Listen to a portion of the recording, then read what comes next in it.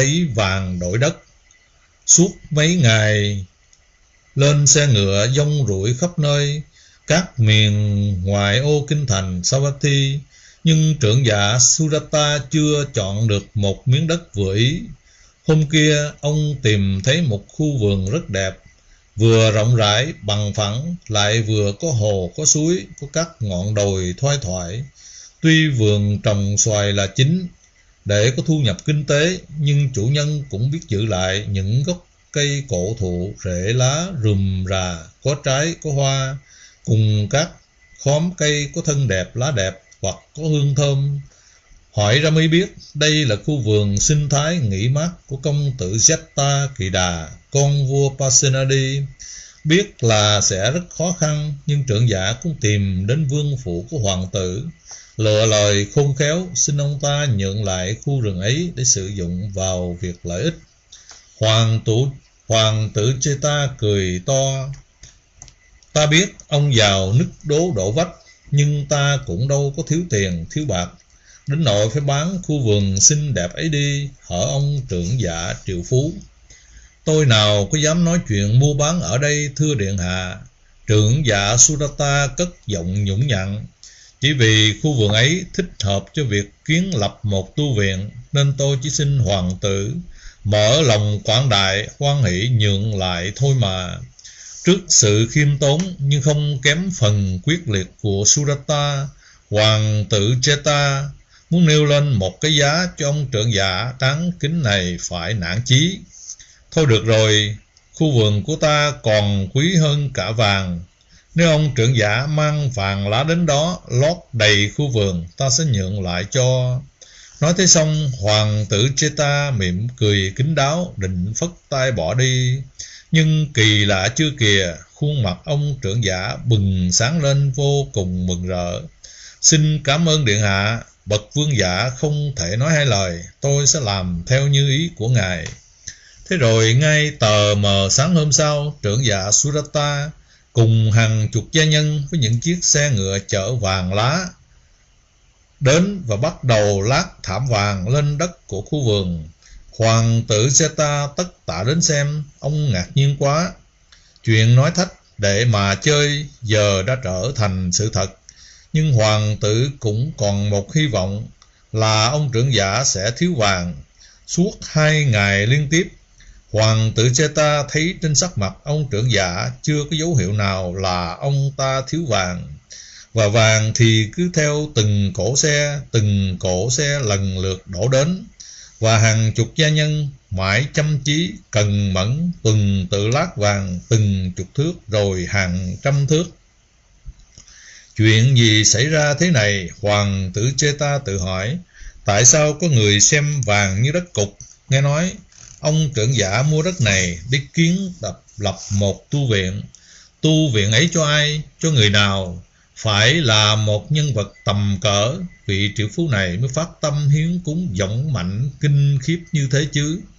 Đến ngày thứ tư thì vàng đã vàng chóe hết 2 phần khu vườn. Khi hoàng tử Jetta tìm đến thì thấy ông trưởng giả đang đo đạc tính toán gì ở nơi mấy gốc cổ thụ. Hoàng tử tuy hơi nao núng nhưng cũng thật tình. Sao thấy vàng, thiếu vàng rồi phải không ông trưởng giả? Rút lui chuyện mua bán lạ lùng này cũng chưa muộn. Dạ không phải thế đâu tâu điện hạ. Trưởng giả Sudata ung dung nói.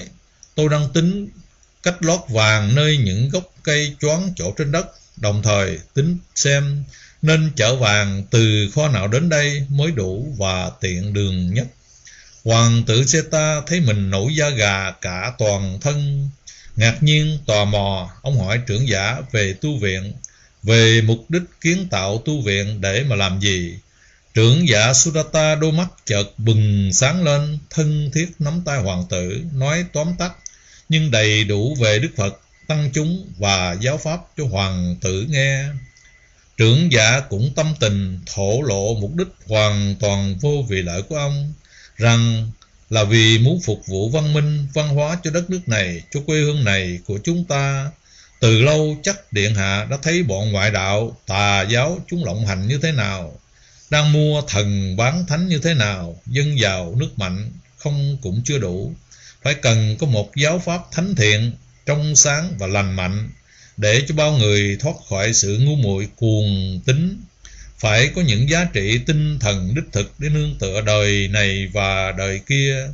Tại đất nước Magadha, kinh thành Rajagaha, đức vua Seniya Bimbisara và triều đình, cả hàng ngàn hoàng gia quý tộc đã quy giáo Đức Thế Tôn và tăng đoàn thánh hạnh. Ôi hạnh phúc làm sao là đất nước ấy! Để kết luận, trưởng dạ Sudata sung sướng nói: vô cùng cảm ơn điện hạ đã hào sảng nhượng lại cho tôi khu vườn quý giá này. Mai kia sau khi kiến tạo xong, tôi sẽ hiến cúng tất thảy công trình này cho Đức Phật và tăng chúng mười phương. Vậy là công đức của điện hạ cũng to lớn lắm. Hoàng tử Seta cảm thấy rất hổ thẹn trước sự vĩ đại của ông trưởng giả, đã dám lấy vàng đổi đất để lót bên dưới, mà tôn vinh lên trên những giá trị tinh thần cao quý thế kia. Còn ta thì sao? Ta là một con người tầm thường, chỉ biết có vàng mà thôi sao? Hãy ngưng lại, ông trưởng giả quý mến. Hoàng tử Cheta hối hả nói: vậy là đủ rồi, chẳng cần phải lát vàng thêm nữa. Đất bây giờ là của ông, nhưng ông hãy cho ta hùng góp một chút công đức được không? Điện hạ cứ nói. Phần đất vườn là của ông, còn phần cây là của ta, hoàng tử chậm rãi nói. Sau này khi tu viện hoàn thành, ông cho ta được dự phần một chút vinh quang núp sau cái bóng của ông vậy. Vui mừng quá, trưởng dạ Sudata nói, rất là hoan hỷ thưa điện hạ, hay lắm. Cây là của điện hạ cúng dường, đất vườn là của tôi đóng góp, hay lắm. Sau này khi gọi tên đầy đủ thì gọi tu viện này là Kỳ Thọ Cấp Cô Độc Viên, tắt là Kỳ Viên, còn gọi là Bố Kim Tự Chùa Trải Vàng. Thế rồi với sự góp ý của tôn giả Sariputta, công trình xây dựng được tiến hành gấp rút từ bản vẽ do tôn giả Sariputta ròng rã suốt mấy tháng trường với hàng ngàn công nhân và vật liệu, thì cứ kình đổ tới. Do rút kinh nghiệm ở Trúc Lâm nên quy mô tại Kỳ Viên này không gian sử dụng rộng rãi hơn, tiện nghi sinh hoạt thuận lợi hơn. Theo sơ đồ tổng quát, nó gồm 20 khu biệt cư dành riêng cho hàng ngàn chư khách tăng vãng lai, nhà giảng dành cho hội chúng cư sĩ, nhà hội nơi tập họp tăng sự, giáo giới chư tăng, nhà ăn, nhà khách, bệnh viện, nhà kho, mấy chục giếng nước, mấy chục khu nhà vệ sinh, mấy chục nhà tắm, một nửa có trang bị lò sưởi, hàng ngàn ghè nước lớn và nhỏ, mấy chục nơi xử lý rác thải. Ngoài ra còn nạo vét và làm sạch đẹp các con suối, trồng sen súng tại các hồ nước, làm các con đường kinh hành, ghế đá rải rác trong công viên. Đặc biệt, hương phòng của Đức Thế Tôn làm bằng gỗ chiên đàn đẹp và tiện nghi, có khoảng chừng 100 cốc liêu dành cho các vị trưởng lão, 500 cốc liêu dành chư tăng nội trú xa trước cổng Kỳ Viên. Trưởng dạ Sudata còn làm thêm khu nhà chẩn bần giúp người nghèo đói mỗi tháng 4 kỳ, lại còn có nơi dành riêng cho chim quả ăn thức ăn thừa. Việc bảo vệ và chăm sóc công trình, trưởng giả còn dự định tuyển chọn 50 người lao động tạp dịch có đạo tâm, thường xuyên ăn ở tại đây, có khu nhà dành riêng cho họ. Khối lượng công việc là rất lớn, cần nhiều thời gian. Ngại rằng Đức Phật đến thăm Kỳ Viên rồi trở lại ăn cứ ở Trúc Lâm, như lời hứa với Đức vua Seniya Bimbisara sẽ không còn kịp, nên tôn giả Sariputta đến chào từ biệt trưởng giả Sudata. Ta cần phải đi đón Đức Thế Tôn, còn công việc ở đây ông cứ theo họa đồ tổng quát và chi tiết mà thực hiện, đâu đó đã được cắm mốc, có phương hướng rõ ràng. Rất tri ân tôn giả, Sudata nói với gương mặt rạng rỡ, đâu đó đều rất hoàn chỉnh, rất đẹp. Ngừng ngừ một lát rồi ông nói tiếp, nghe nói còn có ngày giờ tốt hướng xấu và cả thuật phong thủy nữa, không rõ giáo pháp của Đức Tôn Sư quan niệm như thế nào về chuyện ấy. Tôn giả Sariputta cười đáp: giáo pháp của Đức Thế Tôn chỉ chú trọng đến cái bên trong của con người, những căn bệnh phiền não khổ đau cùng phương thuốc chuẩn trị chúng. Còn những ngoại duyên tác động từ bên ngoài là cái thứ yếu phụ tùy. Đức Thế Tôn có đề cập khi nói đến các định lực của vũ trụ, tức là các lực, các từ, các khí tương tác của vạn hữu, nhưng xét ra cũng không quan trọng lắm. Đấy là những định luật gì thưa tôn giả?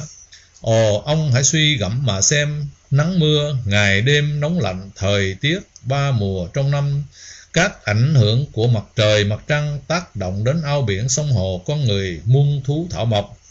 Những sự vận hành của thời tiết, đất trời có vẻ tự nhiên ấy, chúng có luật tắc chi phối đấy, được gọi là định luật của thế giới vật lý vô cơ. Còn nữa, những quy luật tác động trong thế giới tế bào của động vật, thực vật, làm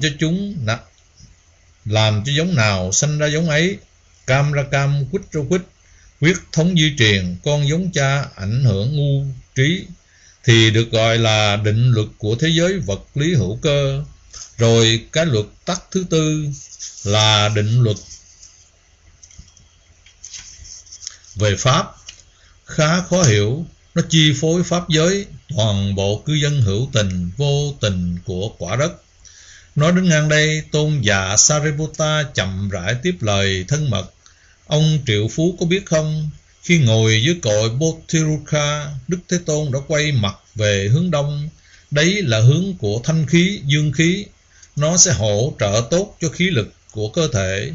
Canh ba, lúc nằm nghỉ nghiêng lưng nửa canh đầu, Đức Thế Tôn chúng ta thường quay đầu về hướng bắc, chân co chân duỗi về hướng nam, lưng quay về hướng đông, mặt quay về hướng tây, là vì Ngài biết các từ, các lực, các khí của vũ trụ trong 8 hướng có thể hỗ trợ cho khí lực của con người. Nghĩa là Đức Tôn Sư do nắm rõ các quy luật sức hút, sức đẩy, tương tác của các từ, các khí, các lực, định luật về pháp, nên nó thuận theo các luật tắc vận hành tự nhiên ấy. Thuận thì tốt, nghịch thì khó chịu, có thể sinh ra sự đảo lộn khí huyết không cần thiết. Do vậy có thể nói rằng Đức Toàn Giác của chúng ta đã biết rõ tất cả cái gọi là địa lý thiên văn, mà thuật ngữ chuyên gọi là phong thủy, ngày tốt, hướng tốt, xấu mà trưởng giả đã đề cập. Trưởng giả Sudatta rối rít nói: vậy là có chuyện ngày giờ tốt, xấu, hướng nhà, hướng cửa, đất tốt xấu như các thầy Bà La Môn đã lợi dụng để làm tiền mọi người xưa nay. Có đấy, nhưng tốt xấu bên ngoài không quan trọng bằng tốt xấu từ tâm địa của con người, đệ tử đã hiểu rồi. Giáo pháp của Đức Tôn Sư là giáo pháp diệt khổ, thấy rõ dukkha và diệt dukkha là quan trọng. Các ngoại duyên liên hệ khác là phụ tùy, đệ tử hiểu rồi. Nhưng khi chúng ta xây dựng nơi ở của Đức Phật và tăng chúng ta nên thuận theo các định luật tự nhiên của vũ trụ, hay cứ tùy tiện những đối nghịch không cần thiết? Phải rồi, đệ tử đã hiểu rồi. Hèn gì Đức Phật đề cử tôn giả cố vấn tham mưu cho đệ tử xây dựng kỳ viên đại tịnh xá. Tôn giả Sariputta mỉm cười khiêm tốn: Đức Thế Tôn mới là bậc thầy siêu việt về nhiều lĩnh vực. Ngài biết rõ thuở còn là thanh niên làm trưởng giáo Bà La Môn, các lĩnh vực kiến trúc, địa lý, thiên văn, phong thủy, tự nhiên học. Ta đã từng là giáo thọ sư cho hàng trăm môn đệ, hiển nhiên là vậy rồi. Còn hai định luật nữa này ông trưởng giả, đấy là định luật về tâm, định luật về nghiệp báo. Khi chúng ta phán đoán, suy luận, hồi ức, tưởng tượng hoặc những yếu tố nội tâm, trạng thái tâm lý diễn tiến trong trình tự nhân quan tương quan chi phối sinh hoạt hữu thức và vô thức của con người, đều thuộc lĩnh vực của định luật tâm. Những hiện tượng thần giao cách cảm, biết quá khứ vị lai, cả thiên nhãn, thiên nhĩ, tha tâm thông cũng từ định luật này mà có. Người học giáo pháp Phật phải nắm rõ quy luật này để từng bước dẫn tâm từ các trạng thái thấp lên cao, từ thô tháo đến vi tế, rồi vi tế hơn nữa. Cuối cùng sử dụng tâm rất nhuần nhuyễn, thuần thục vì hạnh phúc cho mình và cho người. Thật là vi diệu thay vậy. Còn nữa, định luật nhân quả nghiệp báo nói đầy đủ là tác nhân của nghiệp và kết quả của nghiệp. Ở đây là những hành động và những phản ứng tâm lý có ý thức, có chú tâm. Nói cách khác, khi chúng ta suy nghĩ, hành động, nói năng do thiện hoặc bất thiện chi phối, tức là nó mang tính đạo đức luân lý, thì khi ấy chúng ta đã khởi tác nhân của nghiệp và nó sẽ xảy ra sự báo ứng của nghiệp. Đức Thế Tôn đặc biệt nhấn mạnh định luật này, vì chính ở đây mới xảy ra nghiệp báo và sự chấm dứt nghiệp báo, sự khổ và sự diệt khổ. Vậy này trưởng giả Sudatta, bây giờ ông đã hiểu tại sao giáo pháp của Đức Tôn Sư chỉ nhắm đến Dukkha và sự chấm dứt Dukkha mà không nói đến địa lý thiên văn phong thủy rồi chứ, tri ân tôn giả. Trưởng giả Sudatta lại cúi đầu xuống cảm kích. Tuy chưa hiểu hết ý nghĩa sự giáo giới tận tình của tôn giả Sariputta, nhưng ông cảm thấy nao nao trong lòng, tâm và trí càng lúc càng sáng ra. Bây giờ trưởng giả mới thật sự thấy rõ tầm vóc vượt trội siêu đẳng của một vị đại đệ tử về kiến thức ngoại điển cũng như nội điển. Do vậy, đức tin trong ông về Đức Phật, về giáo pháp này, về tăng chúng này càng lớn mạnh, ổn định, vững chắc hơn.